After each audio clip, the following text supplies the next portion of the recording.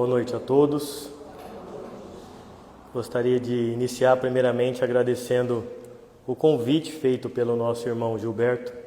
E como ele mesmo disse, nós começamos neste caminho de palestras, E foi ele o primeiro a me convidar para que a gente começasse a fazer essas palestras. Então, aquele que mais deve é quem tem mais que trabalhar. E agradecemos a cada oportunidade. Porque quando nós chegamos numa casa como essa, onde nós vemos tantos amigos, tantas pessoas que no longo de nossa existência, nós fomos adquirindo essas amizades, e a cada vez que nós revemos, o nosso coração se engrandece, fica feliz. A cada abraço que nós recebemos, isso nos conforta. E a cada vez que nós temos a oportunidade de estarmos aqui, nessa casa, onde todos nós já conseguimos sentir a paz reinante no ambiente. Casa esta que tem tanto nos auxiliado em busca da nossa evolução espiritual, ao qual todos nós precisamos. Rogamos então a Deus, o nosso Pai amado, que Ele nos envolva com a sua paz, que nessa noite tão agradável nós possamos sentir a presença viva do Divino Mestre Jesus a nos inspirar a todos na reflexão da noite, e que essas palavras possam nos dar força, que nós consigamos acalmar os nossos corações e fortalecer a nossa alma. Que Jesus com a sua luz nos ilumine e que o seu amor possa estar junto de nós. O tema para a noite de hoje, nós iremos falar sobre o meu reino não é deste mundo. Há mais de 2000 anos atrás, um dos maiores impérios e mais poderosos que tínhamos visto, ele tinha como sua bandeira principal para suas tarefas e atividades de conquista a chamada Pax Romana.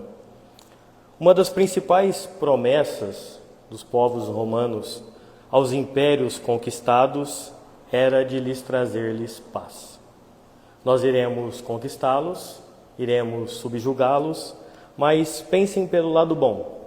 Vocês poderão ter a paz que nós conseguiremos lhe proporcionar através da nossa conquista e do progresso que iremos trazer. Essa era uma das principais bandeiras do Império Romano de então. César, o divino, o escolhido, estava incumbido, espalhando o seu reinado pelo mundo, de semear ou expandir a paz. Então, não foi Jesus o primeiro a prometer ou a entregar ou a nos ensinar a paz. César também a prometia, e o reinado de César era a promessa de então. E com esse reinado viria a paz romana, a Pax Romana. Mas o que se via não era aquilo que eles prometiam. Se viam, eram mais poder aos poderosos, mais riqueza aos ricos, mais pobreza aos famintos, mas abandono aos excluídos. Então, as promessas não eram efetivamente alcançadas. Crescia cada vez mais a resistência ao jugo romano. Crescia cada vez mais as rebeliões para libertar o povo daquele jugo pesado do jugo de Roma. E é nesse cenário, então, que um jovem, idealista talvez, começa a nos falar de um novo reino. Começa a prometer uma outra paz. Começa a falar de um reino de Deus e começa a prometer uma paz que não seja do mundo. Deixo-vos a paz, mas não vou lá dou, como Roma a dá, ou como Roma a promete. Não vou lá dou como o mundo a dá.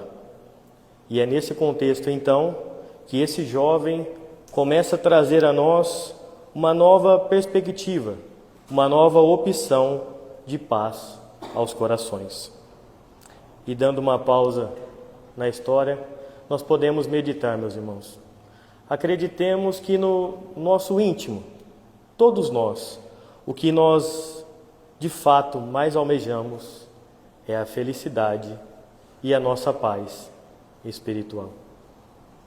E é nesse contexto que, por volta do ano 30, nas proximidades de Jerusalém, estavam ali alguns sacerdotes. Os sacerdotes naquela época, para a gente simplificar, seria como as pessoas que cuidavam dos assuntos religiosos da época. E entre eles estava Hanã. Estavam conversando quando Hanã se depara com um jovem sentado, contemplando o templo de Jerusalém. E ele se interessa por aquele jovem, que apresentava no olhar uma serenidade que ele, Hanã, desconhecia. Que jovem seria aquele? Pelas roupagens ou pela sua vestimenta, ele poderia ter nascido ou estar vindo da Galileia. Então, Hanã se despede e vai dialogar com aquele jovem. E começa com os seguintes termos: Galileu, o que fazes na cidade?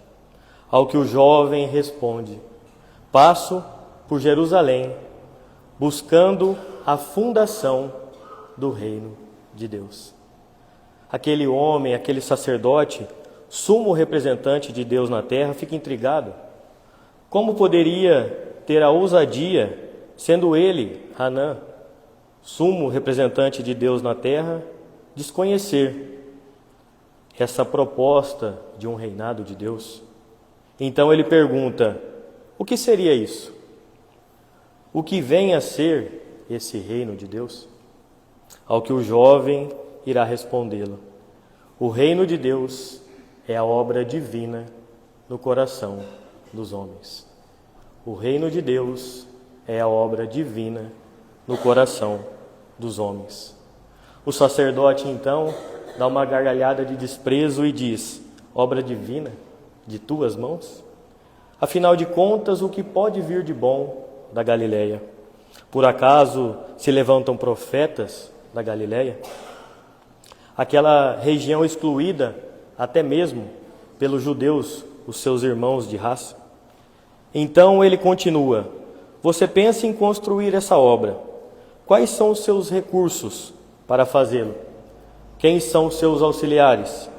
Por acaso conhece ou tem apoio de um grande rei ou de um grande príncipe para levar adiante a construção deste reinado?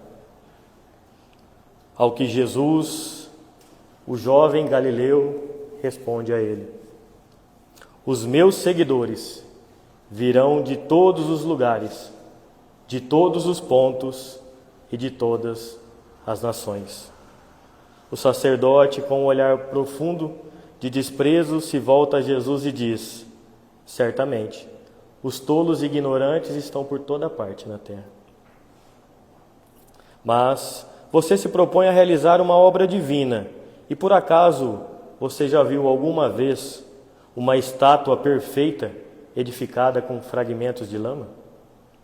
E é nesse momento que Jesus, com um olhar profundo, amoroso, sereno, mas também com aquela energia que emanava do seu espírito, responde a ele: sacerdote, nenhum mármore existe mais puro e mais formoso do que o do sentimento, e nenhum cinzel é superior ao cinzel da boa vontade. O sacerdote fica impressionado como aquele jovem teria tamanha autoridade argumentativa, como ele teria aquela autoridade, aquela energia para respondê-lo daquela maneira. Impressionado, então, ele questiona: por acaso conheces Roma ou Atenas? Conheces os mais poderosos e os mais sábios de então? Ao que o jovem simplesmente responde: conheço o amor e a verdade. O sacerdote, mais uma vez desconcertado, porque não conseguia acompanhar aquele jovem, então o questiona: tem ciências dos códigos da corte provincial ou das leis do templo?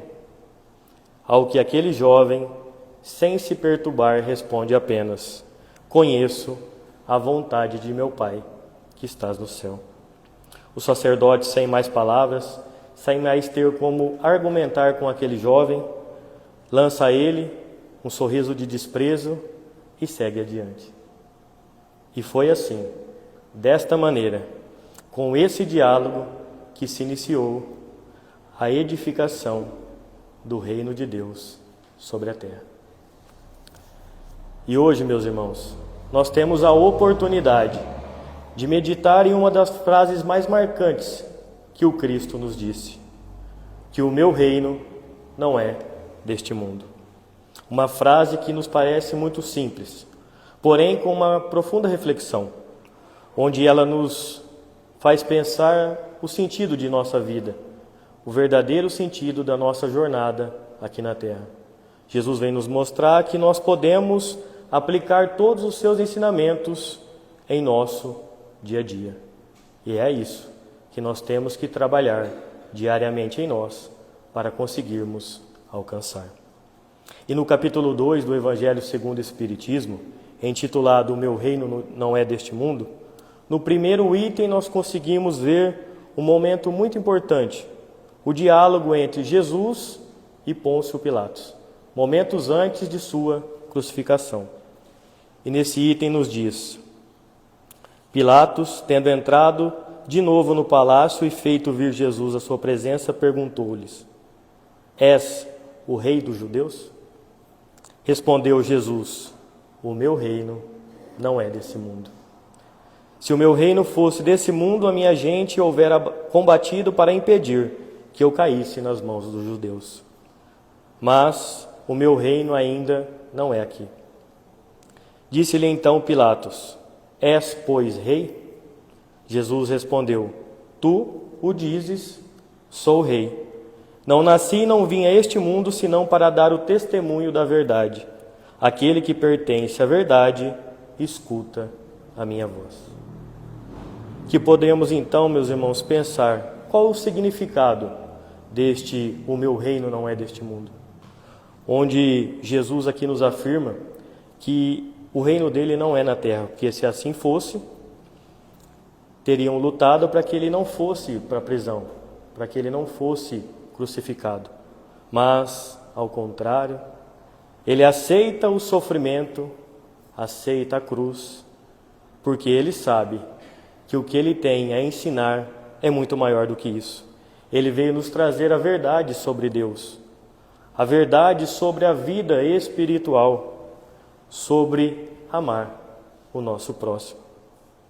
Quando ele diz que veio ao mundo para dar o testemunho da verdade, ele está nos dizendo que veio nos mostrar que a vida continua após a morte, que somos espíritos imortais em jornada de aprendizado, que a verdadeira felicidade não está nos bens materiais, mas no amor, na humildade e na prática do bem para com o nosso próximo. Aquele que pertence à verdade, escuta a minha voz, nos disse o Mestre. Porque aquele a quem, de fato, busca a verdade espiritual, que tem o coração aberto a receber o Evangelho de Jesus, ele vai conseguir reconhecer esses ensinamentos e colocar em prática essas palavras de Jesus, porque não basta apenas nós ouvirmos, nós temos que colocar em prática, compreender, aprender e exemplificar. E essa passagem, ela nos convida para a gente olhar além das aparências do mundo material. Jesus nos mostra que existe um reino maior, mais elevado, onde reina o amor e a justiça divina, que esse reino começa dentro de nós mesmos, quando nós nos esforçamos para nos melhorar, para conviver bem com o nosso próximo.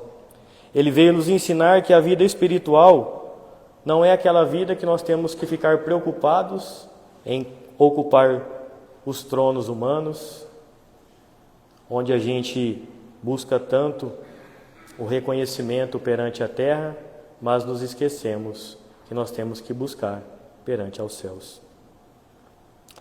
É um chamado para a gente pensar: onde está o nosso verdadeiro tesouro?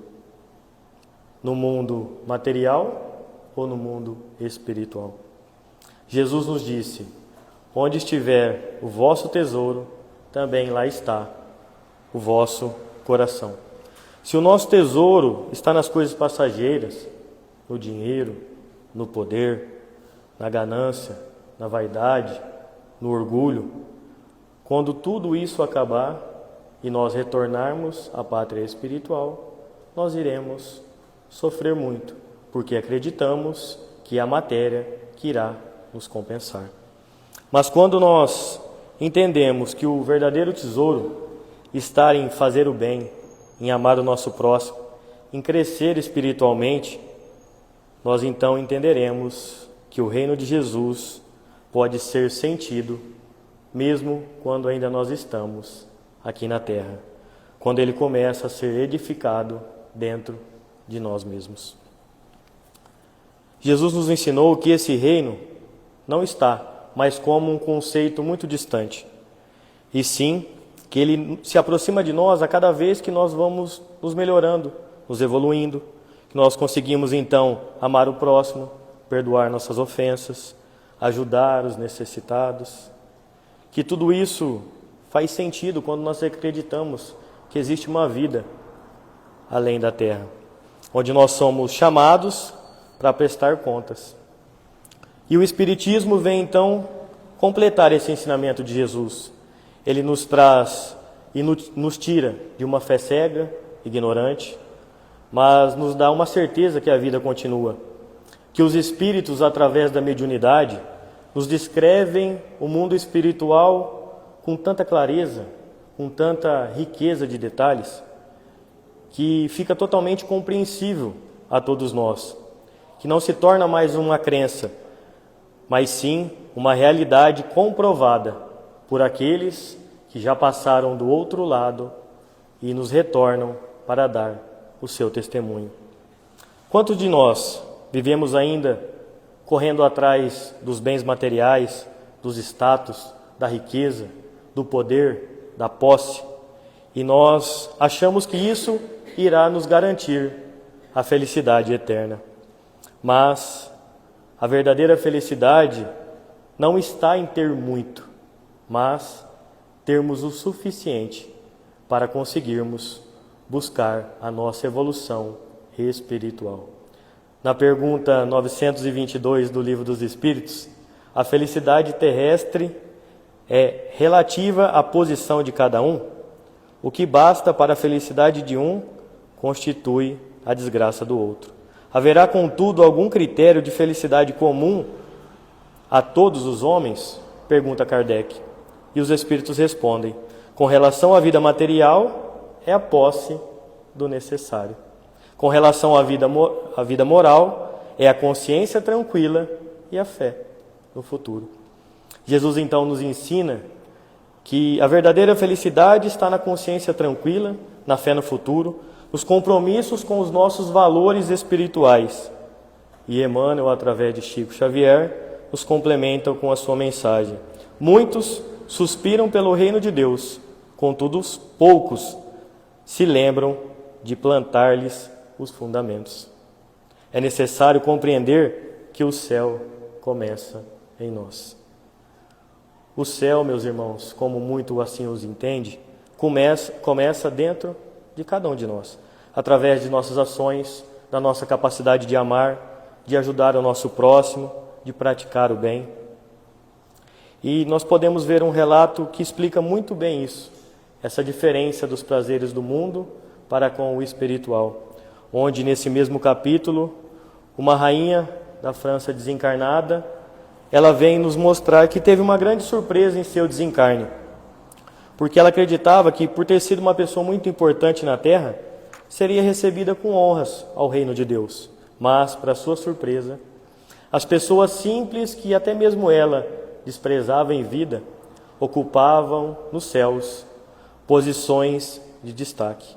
Ela percebeu então que o que importa realmente não são os títulos, o poder, a riqueza que nós adquirimos na terra.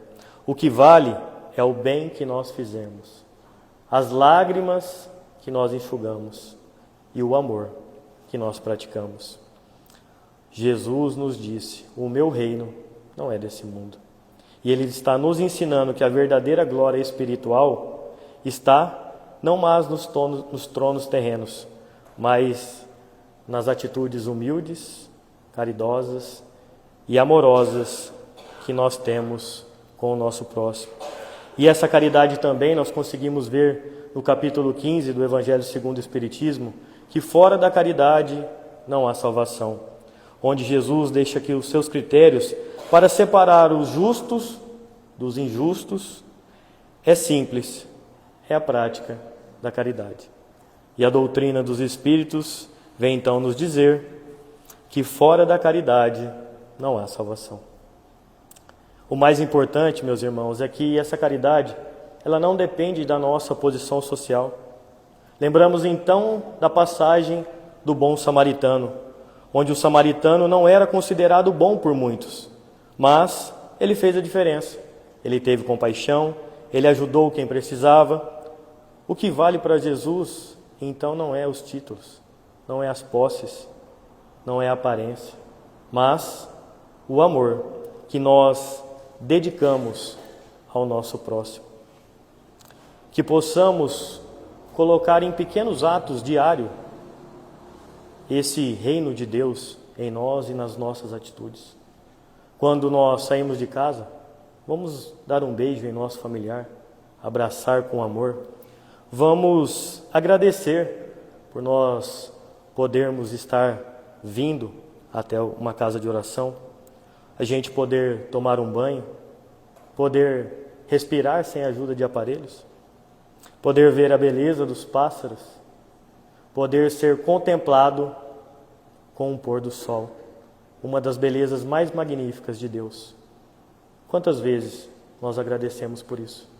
Ou ao invés disso, nós reclamamos porque ainda não temos aquelas posses materiais que nós desejamos. Nós somos ricos, meus irmãos, do que o dinheiro não pode comprar, porque nós estamos na busca pelo reino de Deus, onde aqui estamos para aprender, para partilhar, para que a gente consiga nos corrigir, nos melhorar. Disse-nos Emmanuel: acenda a luz do Evangelho no próprio coração e vive com Jesus a cada instante. Se quisermos então viver com Jesus a cada instante, vamos acender a luz do Evangelho em nossos corações e nas nossas atitudes. E mesmo que a gente tenha inúmeras dificuldades, não nos esqueçamos também do capítulo 5 do Evangelho, bem-aventurados os aflitos, que Jesus nos diz que o reino não é desse mundo. E a doutrina dos Espíritos nos explica que a terra é um mundo de provas e expiações. Ou seja, se nós estamos passando por alguma dor ou dificuldade, é para que a gente possa aprender, ou até mesmo resgatar os nossos erros do passado, ou sermos preparados para um futuro. Jesus não prometeu vida fácil aqui na terra, mas Ele prometeu a paz no coração àqueles que seguem o seu caminho. Por isso, Ele nos diz: bem-aventurados os que choram, porque serão consolados. Eu quero compartilhar com vocês um vídeo que ele já tem algum tempo, mas desde a primeira vez que eu assisti, ele me tocou profundamente o coração. Eu acho que ele nos ajuda muito, principalmente nessa bem-aventurança.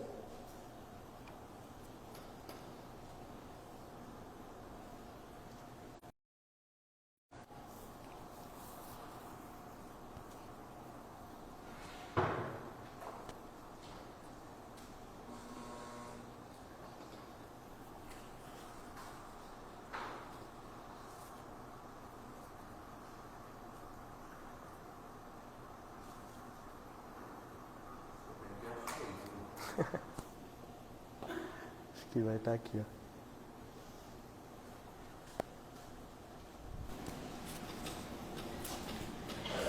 É no quadradinho lá que ele vai estar lá no meu computador.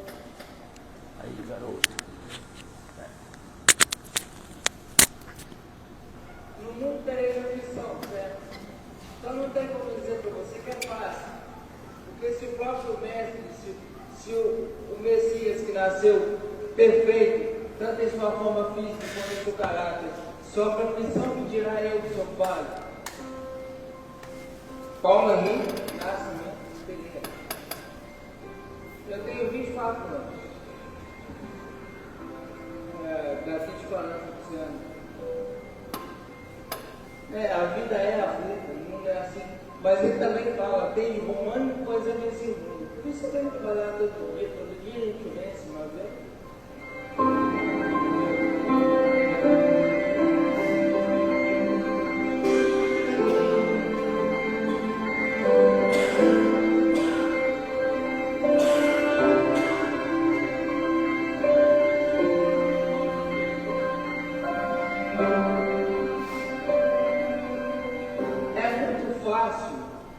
você dizer que a vida é injusta com você e dizer que Deus Todo-Poderoso tem que fazer a seu favor, uma vez que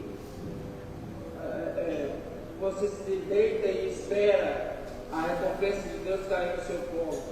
Mas se você parar para pensar, nenhum dos homens de Deus tiveram sua recompensa no colo. Abraão teve que largar sua família, Moisés teve que atravessar o deserto, Jesus, foi crucificado. Então, se você quer uma recompensa de Deus, faça seu esforço. Deus não vai te recompensar por sua pessoa natural. A palavra diz que o trabalho dignifica o homem. Vamos ser dignos, trabalhar.